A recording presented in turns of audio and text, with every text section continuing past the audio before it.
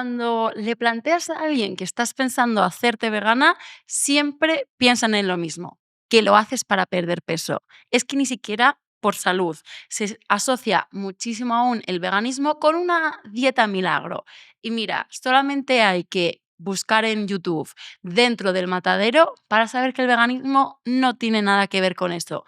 Sin embargo, ¿qué es lo que nos dice la gente? Que va a ser malo, que vamos a tener deficiencia de proteínas, que vamos a tener anemia. La realidad es que, aunque el veganismo no es un movimiento por la salud de las personas, la mayoría de prejuicios tienen que ver con la salud. Por eso me fastidia un poco cuando la gente en redes se enfada si divulgas sobre los beneficios de salud que tiene el veganismo para las personas. Que ya lo sé, que ya sé que el objetivo es no matar animales. Pero es que mira, la gente cuando le hablas de dejar de comer jamón, le encienden todas las alarmas y casi siempre va a acabar diciéndote que vas a tener problemas. Y es verdad que el verdadero debate ético es la foto del cerdo en el matadero, la foto del bocadillo de jamón y decir si una cosa justifica la otra.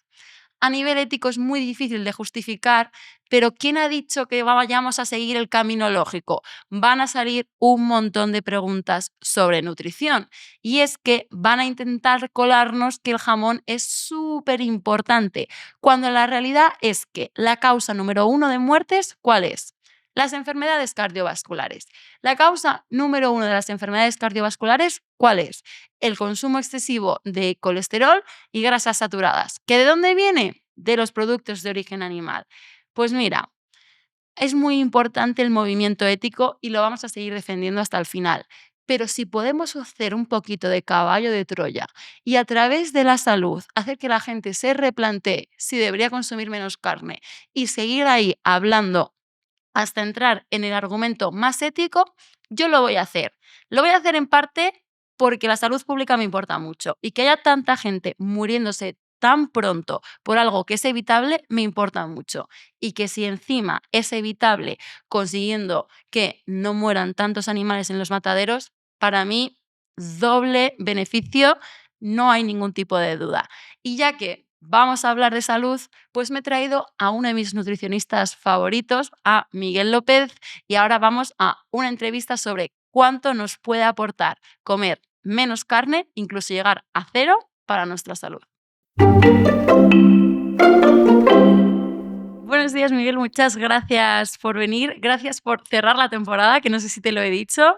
Acabamos la tercera y quería acabar con algo un poquito light, que para mí la nutrición es un poquito más light, porque al menos no me pongo de los nervios como cuando hablo de crisis climática y problemas. ¿Qué tal? ¿Qué tal empezamos la mañana?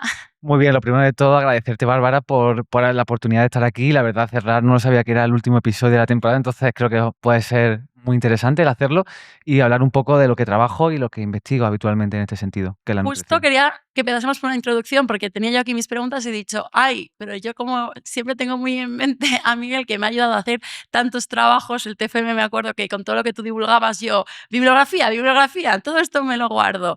Pero para quien no te conozca, ¿a qué te dedicas? Vale, yo soy dietista nutricionista que estudié en Granada y ya a partir de ahí pues yo tenía como siempre el espíritu crítico de la investigación y siempre quería dedicarme a esa área, lo que me llevó a hacer un máster en la Universidad Complutense de Madrid y ya a partir de ahí pues un poco siguiendo lo que se conoce como la carrera académica, empecé a hacer una tesis doctoral que fue un poco el inicio de lo que estoy haciendo ahora en relación a la investigación y en la actualidad pues trabajo en una universidad de Madrid que se llama Francisco de Vitoria, en la que tengo un grupo de investigación que se llama Dieta, Salud Planetaria y Rendimiento, en la que intentamos tocar de manera, digamos, holística, integral, pues todas las disciplinas que de cierta manera convergen en la nutrición, que es tanto la parte de salud, la parte de medio ambiente y también ligado un poco con este sentido, un poco el ámbito del deporte, donde en relación a la dieta basada en plantas, pues también pueden existir como muchos mitos, muchas creencias en este sentido. Entonces hacemos diferentes estudios para intentar, en cierta manera, aportar conocimiento de cosas que escuchamos todos los días, que muchas veces a lo mejor no hay tantos estudios al respecto y que creo que son importantes el dar respuesta a esos interrogantes. Jope, Miguel, qué introducción perfecta, ¿eh? Ni que te lo supieses de memoria. Me ha encantado. Pues mira, justo lo has dicho que hablamos todos los días porque todos comemos. Cuando te dedicas a investigar sobre cosas mucho más concretas, como puede ser una enfermedad genética o como puede ser un problema de ingeniería, raro es que se genere un verdadero debate sobre el tema, pero sobre la alimentación, como es normal, todos comemos, todos tenemos opiniones y todos tenemos, bueno, un cierto rechazo a veces a medidas que son muy básicas y científicas. Es una alegría que surja un grupo para descubrir todas Mm. estas preguntas, pero hay muchas cosas que ya se saben, sin embargo, generan mucha controversia. A día de hoy, ¿cuál crees que es el bulo sobre nutrición que más te preocuparía, que peor estás viendo que está creciendo y que peor puedes entrar a la gente si se lo creen? Pues, o sea, podríamos abordar mucho por quedarnos en alguno más en detalle y sobre el cual sí que hemos estado haciendo trabajo al respecto.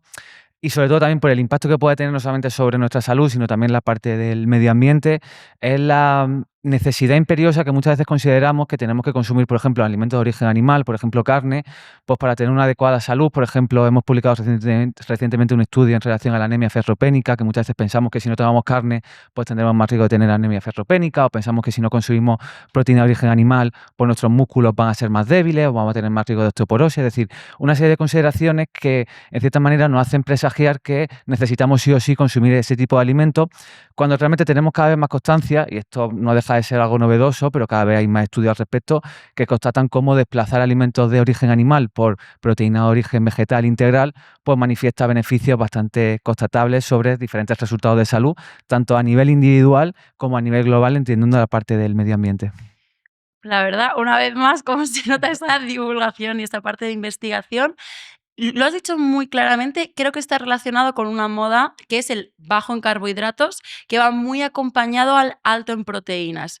Hemos notado en general, va por modas, desgraciadamente, y hubo un bajo en grasas, después llegó el bajo en azúcares que se extendió a bajo en todo tipo de carbohidratos, sin diferenciar chuches de fruta, que tú lo has mencionado, en integrales, y ahora desgraciadamente hay gente que quizá se toma entre horas una pieza de fruta y se está planteando que tiene que cambiar ese snack, esa media mañana, por una opción alta en proteínas, sea la que sea.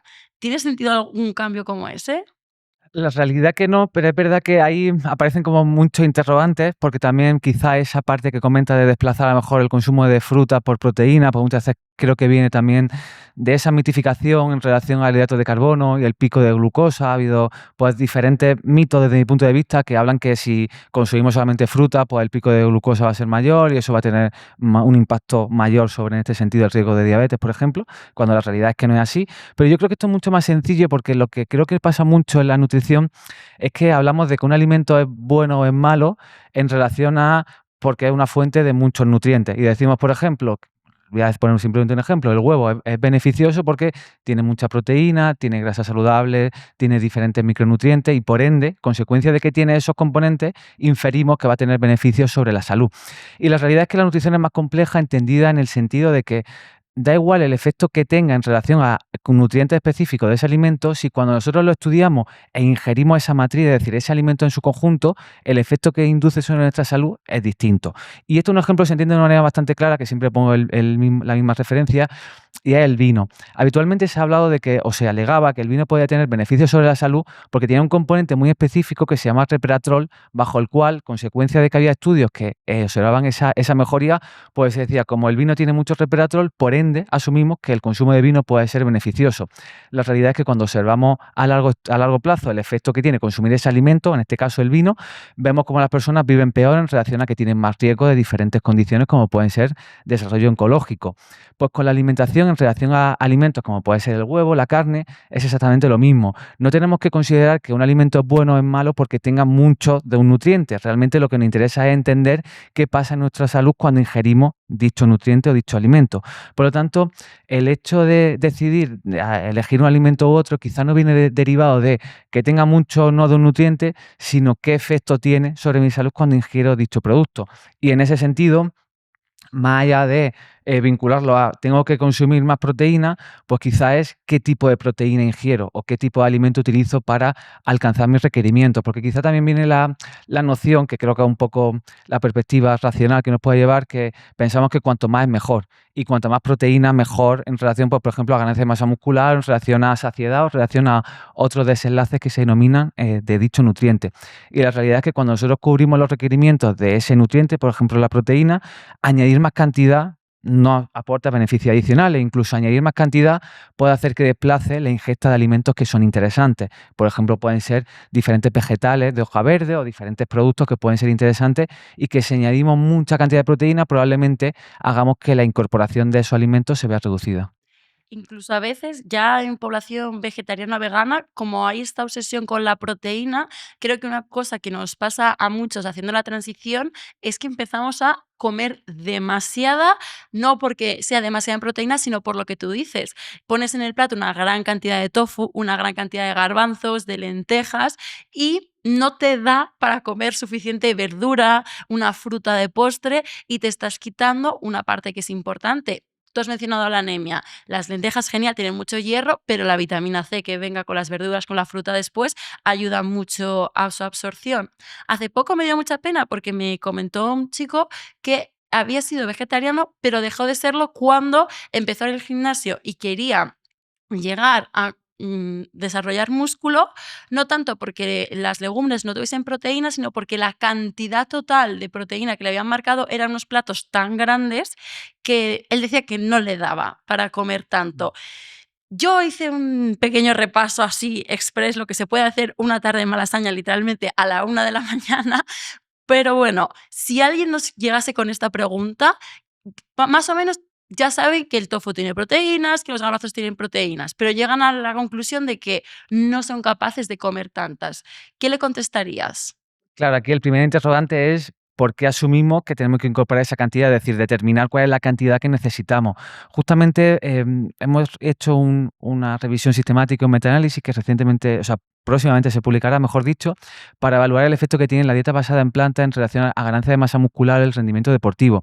Y lo que nosotros pudimos observar en ese metaanálisis, que como he dicho todavía no se ha publicado y será muy pronto, pudimos evidenciar cómo realmente comparados con dietas en las cuales se incorporan alimentos de origen animal y vegetal, es decir, una dieta omnívora, no existen diferencias en ganancia de masa muscular o en ganancia de fuerza. Claro, en estos trabajos lo que se veían son por lo que son los dos factores críticos en este sentido, que es por un lado incorporar la suficiente cantidad de proteína, que en este caso no sería una ingesta superior al 0,81 gramos, kilogramos de peso día, y la otra consideración que por muy obvia que sea, es importante decirla, pero al menos en países occidentales no ocurre, el hecho de que si ingerimos solamente una única fuente de proteína, pues quizá puede ser que algún aminoácido que sea muy importante, como puede ser la leucina, pues no le ingiramos en las cantidades suficientes. Pero la realidad es que en países como puede ser España, el consumo de proteína de origen vegetal viene dado de diferentes fuentes, que pueden ser a partir de frutos secos, pueden ser a partir de cereal integral o pueden ser a partir de legumbres. Esa complementación, que no hace falta que sea una misma comida, sino que puede ser a lo largo de un día más que suficiente, permite en última instancia conseguir que esa proteína sea de calidad, en este sentido, que nos aporten todos esos aminoácidos que necesitamos para formar de manera eficiente esos requerimientos de proteína. Entonces, un poco respondiendo a tu interrogante, la primera cuestión sería, ¿realmente necesitamos esa cantidad? Sí. Replantearnos eso y a partir de eso ver que en el caso de que sí, hipotéticamente fuera de manera individual, pues ver de manera determinada cómo alcanzarlo. Para eso, pues de la misma forma podemos optar a partir de alimentos en los cuales aparezcan en mayor medida concentrada esa proteína. Hablo, por ejemplo, de derivados de la soja como la soja texturizada. Hablo, por ejemplo, incluso en el caso de que sea muy difícil, también por una cuestión de facilidad a la hora de consumirlo, pues incluso suplementos de proteína de soja, de guisante. Es decir, siempre hay opciones y es un poco decidir a partir de qué fuente la utilizamos, pero quizá lo más importante sería el determinar si realmente necesitamos esa cantidad. Sí, de hecho, como entró esta moda del alto de proteínas, yo misma empecé a hacer como que como en un día que fuesen altos para demostrar que hay alimentos vegetales muy altos en proteína, pero después pienso que es mejor que dejemos de creernos que estas cantidades están exageradas, porque además yo noto que van subiendo. Primero fue 2 gramos y ahora veo recomendados 3. Y una cantidad de gramos que incluso con proteína animal es prácticamente imposible conseguir sin suplementos de proteína. Y la verdad es que un plato variado, como tú has dicho, podemos pensar en exactamente qué hay que combinar, pero es que de forma natural sale, porque de forma natural nos apetece la boloñesa de lentejas con la pasta, de forma natural comemos arroz, comemos quinoa y no solamente el tofu solo a la plancha, igual que nadie come solamente el filete a la plancha. Y al final dejar más claro que, y fue lo que le intenté explicar a este chico, tú asegúrate que no te quedas con hambre y comes un poco variado, pero si te estás volviendo loco pesando y sobre todo una persona que trabaja, y que simplemente entrena 4 horas a la semana en el gimnasio, y a veces yo noto que la gente se está tomando su alimentación como si fuese a competir en las Olimpiadas y sobre todo, no lo digo a malas, es genial que a la gente le importe el rendimiento deportivo, pero si te está generando este estrés tan grande, algo no está tan bien hecho. Y mira, como he mencionado rendimiento y me acuerdo de la creatina, que también es un gran debate, y yo estuve en tu estudio de la creatina, que aún está por publicar, pero ciertas preguntas. Una persona que entrena 3, 4 horas, ponte 5 a la semana, y sus objetivos son muy sencillos. Simplemente quieren estar bien y quieren estar mejor en el gimnasio, ir mejorando. Pero no hay competición a la vista, no tenemos olimpiadas ni vamos a competir. ¿Tiene sentido el suplemento de creatina? Vale, esta es una pregunta muy interesante y pertinente porque muchas veces ocurre, y a mí me pasaba cuando pasaba consulta, de que cuando empezamos a cambiar, por ejemplo, nuestro estilo de vida, pues muchas veces nos replanteamos, incluso antes de la alimentación nos planteamos qué tipo de suplemento tengo que tomar para obtener beneficios. Y la realidad es que en última instancia los beneficios principales van a venir dados de la alimentación y el ejercicio físico y el descanso. Lo otro, en relación a la suplementación, pueden ser pequeños condicionantes que pueden favorecer determinados factores. En este sentido, la creatina, pues se suele decir que es uno de los suplementos que ha sido más estudiado y sobre los cuales existe una mayor literatura científica que sostienen que potencialmente pues podemos tener mejoría, no tanto per se de manera directa a la hora de ganar masa muscular, pero sí que hacen que nuestro rendimiento se vea ligeramente aumentado, en el sentido de que en deportes que se suelen decir más explosivos, es decir, algo en un ejercicio que sea muy intenso, por ejemplo en el gimnasio, hacer que podamos hacer una repetición más o que podamos hacer un pequeño esfuerzo adicional. Y hacer un pequeño esfuerzo adicional pues puede suponer que lo que se denomina que es la adaptación al ejercicio, es decir, por ejemplo, ganar más masa muscular, pues también se dé en mayor medida. Ahora bien, la mayor parte de los estudios en este sentido con la creatina pues vienen dados principalmente de estudios que podemos decir que son a corto o medio plazo. Habitualmente los estudios, como bien sabes, pues suelen ser de 8, 12 semanas, 15 semanas como mucho. En este sentido sí que se han podido comprobar cómo en esos tiempos podemos obtener al menos, de una manera podemos decir significativa, una mejoría a nivel de rendimiento. A largo plazo, la verdad que la literatura, lejos de ser muy clara, pues no existe o es limitada en este sentido, entonces sería importante sostenerla y evaluar si realmente eso se mantiene, pero creo que un poco a título general, y si hablamos de salud pública en términos absolutos, creo que no es necesario tener la necesidad imperiosa y tener que ingerir ese componente, porque a partir del cual consideramos, inferimos que si no lo tomamos, pues no vamos a ver mejoría, tanto a nivel simplemente podemos decir de salud, como a nivel de funcionalidad en el día a día. El hecho de considerarlo, pues yo creo que sería más en un matiz de evaluar si realmente, una vez que ya he financiado mi alimentación, tengo un ejercicio que ya está sostenido y descanso bien, pues añadir algo que podamos decir que me pueda dar ese empujón adicional, pero en casos muy particulares. Y un poco relacionándolo con ello, que creo que ese era el motivo por el cual me lo planteaba, nosotros el estudio lo hicimos en concreto en personas que eran o que seguían una dieta vegana. Y en este sentido era muy interesante porque bien sabemos que la creatina está presente, pues, igual que en el ser humano, en el músculo, pues en el músculo de animales que se consumen. Entonces, a través de una dieta omnívora podemos incorporar cantidades muy bajitas, pero cantidades que podemos decir que son representativas de creatina. Entonces, de manera general, las personas que siguen una dieta omnívora suelen tener unos depósitos a nivel muscular de creatina un poquito superiores respecto a personas que siguen una dieta vegana. Y esto podríamos hacer plantear entonces, bajo esa premisa, que probablemente una persona que siguiese una dieta vegana necesitaría ingerir más cantidad de creatina en este sentido para obtener los mismos beneficios, porque partirían de valores más bajos. Sería Ujú. lo suponible, lo Sí. racional. Pues nosotros un poco lo que vimos, y había varios estudios al respecto, pero muy limitados en este sentido, y de hace 20 años ya, pudimos constatar lo que se conoce como un fenómeno de supercompensación. Es decir, se pudo comprobar cómo el hecho de tener unos depósitos más bajos, en cierta manera, hace que el cuerpo tenga no una adaptación fisiológica, pero sí que sea capaz de utilizar de manera más eficiente esa creatina exógena y haga que el incremento a nivel del músculo sea mayor respecto al que fuera de una persona omnívora. Entonces, incluso eso tiene una repercusión mucho más interesante a nivel de nutrición deportiva, porque incluso podía presagiarse que hacer etapas en las cuales reducimos a nivel de suplementación la ingesta de creatina, pues haría que a posteriori ingerirla supusiese un incremento adicional. Y de esa manera, pues utilizarlo de manera estratégica, por ejemplo, para una competición, hipotéticamente. Entonces, incluso puede tener como connotaciones más allá de simplemente la población, en este caso, que eran personas con dietas veganas, la repercusión del estudio. Qué interesante. Me interesa sobre todo la palabra la supercompensación, otras como adaptación, que en el estudio del hierro ferropénico también lo mencionas, porque otra cosa que prácticamente este chico haciéndome preguntas me hizo tu entrevista fue la de el mito de nuestro cuerpo aún no se ha adaptado porque desde que existe la agricultura no le ha dado tiempo a la evolución a que nuestro cuerpo se adapte. Y yo es una cosa que me tiene fascinada porque a poco que hayas estudiado un poco de metabolismo, que esta persona no, era simplemente ingeniero de nivel técnico y cablecitos, el cuerpo una cosa no, pero el metabolismo se adapta por encima de todas las cosas. Y justamente, si no me equivoco, admito que aún no lo he leído, salió hace 2 días, el estudio que habéis hecho sobre el hierro, habéis visto eso, que en población que no come hierro hemo, es decir, que no come carne, existe una adaptación en nuestro cuerpo. ¿Nos la puedes contar un poco? Efectivamente, incluso en relación a lo que comentabas de esta persona con la que tuviste ese debate, o no sé si llegaste a tener debate, creo que muchas veces nos quedamos en pequeños detalles y dejamos de tener esa vista en el horizonte. ¿Qué quiero decir? Yo siempre planteo que cuando presagiamos que, por ejemplo, el no incorporar, en ese caso, esa hipótesis de que la agricultura y otra serie de factores que no estamos preparados a nivel metabólico, fisiológico, siempre nos tenemos que hacer la pregunta última, y es que a partir de esa consideración, es decir, a partir de, por ejemplo, si hay una dieta basada en planta, pues como hipotéticamente no estamos preparados para ello, porque muchas veces se sacan argumentos como el tema del intestino del grueso, intestino delgado, hay muchos argumentos al respecto, tenemos que plantearnos que entonces las personas que siguen una dieta más basada en alimentos que hipotéticamente no estamos preparados o acostumbrados, tendrían que tener peores resultados de salud, es decir, vivir menos y vivir peor.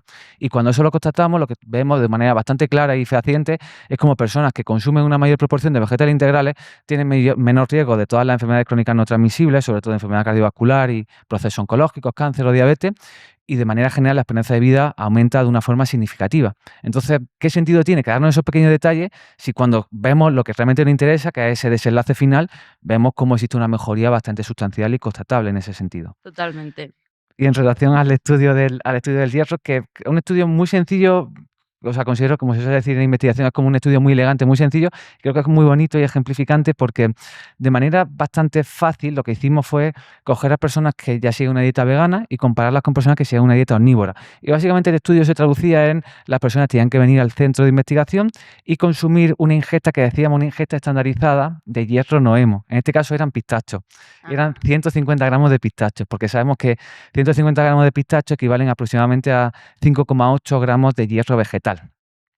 Y esto era interesante porque había algunos estudios previos en los cuales se veían como a personas que se le inducía a seguir una dieta vegetariana, a largo plazo, sobre todo a las 8 o las 9 semanas, esas personas por seguir esa dieta tendían a absorber un poquito más de hierro, en este caso vegetal.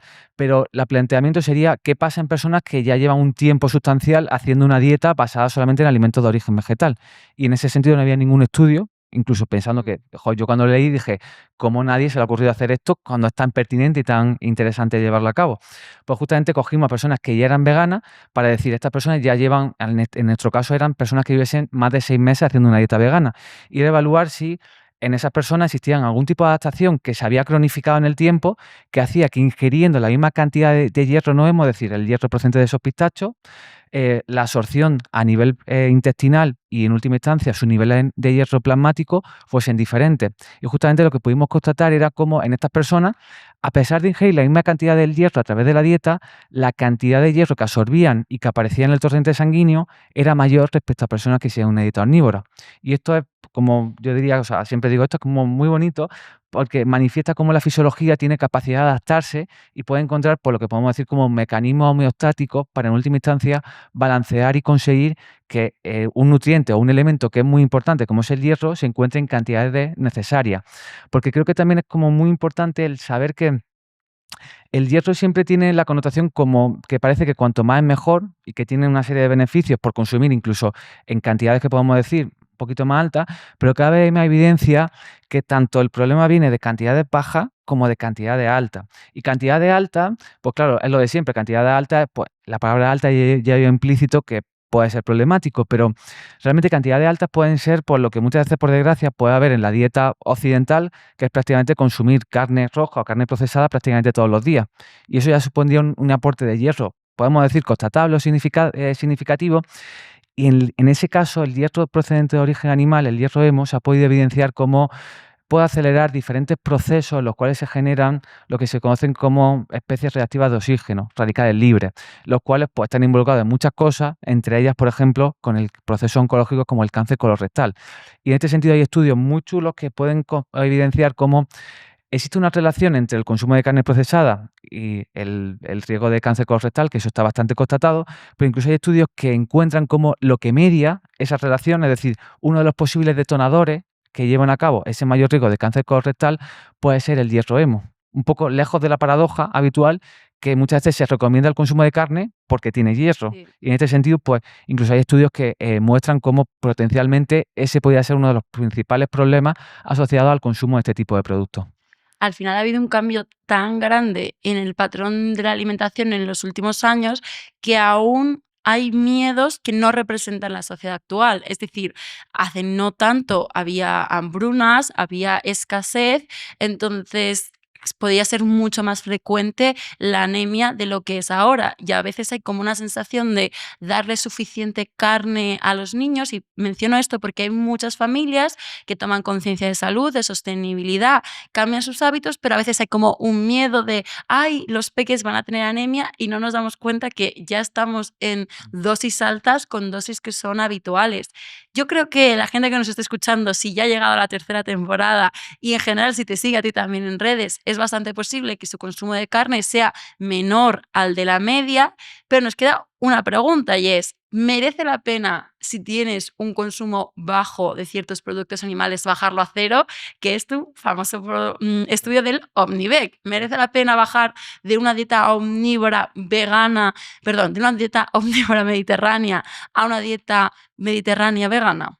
Es una pregunta, la verdad que bastante interesante y siempre me gusta hablar sobre ello en relación a que pensamos que lo que suele hablar muchas veces en nutrición, que se perpetúa es, desde mi punto de vista, algo que creo que está mitificado, es el consumo moderado de alimentos y la dieta equilibrada. Y parece que hay que como consumir un poco de todo. Y bajo ese poco de todo, pues podemos pensar que no es necesario reducirlo drásticamente o limitar de una manera sustancial, porque podemos consumir un poquito de carne, un poquito de pescado, un poquito de huevo, diferentes fuentes de proteína de origen animal.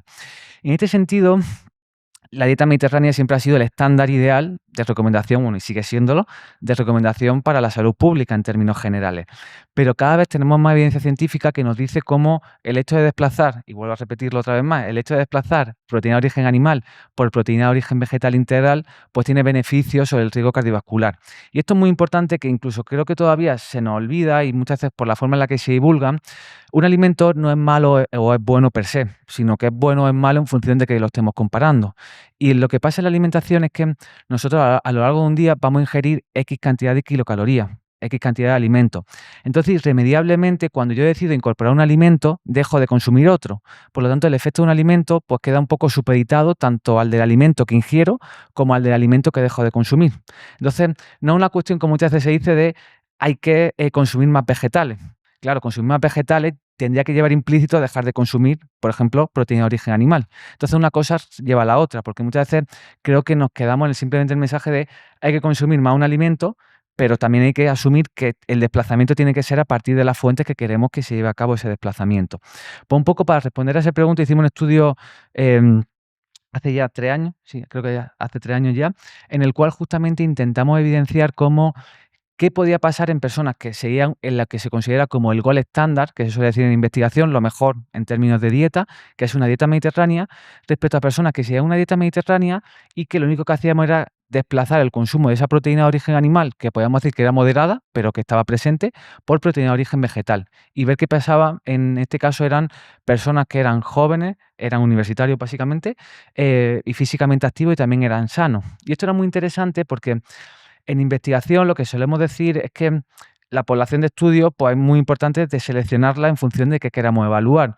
Y claro, cuando nosotros cogemos a personas que tienen una enfermedad, en este caso, por ejemplo, enfermedad cardiovascular, pues podemos constatar cómo quizás ligeros cambios de la alimentación pueden suponer beneficios constatados. Pero muchas veces nos quedamos simplemente en una vez que ha emergido esa condición y nos alejamos de la prevención, en cierta manera. Entonces nosotros cogimos a sujetos jóvenes para poner a prueba si realmente en personas que hipotéticamente consideramos que sus niveles, por ejemplo, del perfil lipídico, de diferentes marcadores de inflamación, podemos decir que están en rango, es decir, que están en valores que se asumen de manera general como adecuados, incluso podemos mejorarlo en ese sentido y disminuir la carga o el riesgo de que aparezcan enfermedades como la enfermedad cardiovascular que no aparece de un día para otro, sino que aparece consecuencia de que ese factor de riesgo se ve acumulado a largo plazo en este sentido. Pues entonces nosotros cogimos esta población de estudio y fue un estudio, pues podemos decir que fue muy corto, pero eso tiene un condicionante muy interesante, porque duró 4 semanas. Y muchas veces la gente dice, los haters dicen, 4 semanas, muy poco tiempo. ¿En función de qué? Y claro, muchas veces 4 semanas en función de la variable que quiera estudiar, y 4 semanas podemos decir que disminuye la potencia estadística en función de la variable. Esto para no entrar en el tecnicismo. Pero claro, 4 semanas, y en nuestro caso lo que pudimos evidenciar en 4 semanas eran que disminuía el perfil lipídico, disminuía el marcador de inflamación, disminuía la presión arterial. Es decir, que en tan solo 4 semanas podíamos ver una manifestación bastante clara y constatada de diferentes factores de riesgo cardiovascular. Entonces, lejos de ser una limitación, lo que está manifestando es que incluso podemos obtener beneficios bastante significativos haciendo cambios que podemos asumir que no son tan significativos en relación a lo que estábamos haciendo ya, que es una dieta mediterránea, y que esto pues tiene un impacto bastante notorio en el riesgo de enfermedad cardiovascular. Muy interesante. Hay un punto extra y es que la gente, desgraciadamente, aún asocia la dieta mediterránea no a este consumo moderado de alimentos de origen animal, porque mucha gente sigue pensando que la dieta mediterránea es que todos los días en el desayuno haya jamón, que las legumbres siempre vengan acompañadas de chorizo, que el fuet forme parte del snack. Entonces, por dejar claro que estamos viendo ya una mejora con respecto a poca carne, cero carne, y ya la mejora que habría a nivel poblacional si bajasen, no sé, unas cuantas raciones semanales de todas estas carnes que desgraciadamente se están librando del debate sobre los ultraprocesados. Desgraciadamente, no sé tú cómo lo percibes, pero yo creo que la gente no tiene claro que el jamón ibérico es carne procesada, igual que lo puede ser una salchicha Frankfurt, por muy mediterráneo que sea. En general, a nivel de academia, ¿ese debate está más claro o crees que aún hay una defensa muy... Bueno, no sé qué decir después del muy, pero aún la gente defiende a capa y espada el jamón ibérico, aunque sabemos que es carne procesada y por tanto un cancerígeno de tipo 1? Pregunta muy pertinente y necesaria llevarla a cabo, y que justamente, o sea, el jamón, pues, se utiliza mucho como la insignia de la dieta mediterránea en muchos casos, y parece como que cuando hablas de ese alimento, el decir que puede ser potencialmente problemático, que lo es, pues parece que va en contra del patrón de dieta con lo que supone la connotación cultural, histórica y todos estos sentidos. La realidad es que como es un alimento un poco más vinculado a la cuenca del Mediterráneo en España, pues los estudios que hay no son muchos, y por suerte o por desgracia, los pocos estudios que hay son estudios que habitualmente están financiados por la industria, la misma que los produce, y que habitualmente eso, creo que también hacer énfasis en ese sentido, que no porque un estudio esté financiado por la industria quiere decir que sea peor o mejor, sino que realmente un estudio que está financiado por la industria puede estar muy bien hecho en este sentido a nivel metodológico. Simplemente es importante que cuando, independientemente de que esté financiado o no, analizar cómo se hace el diseño.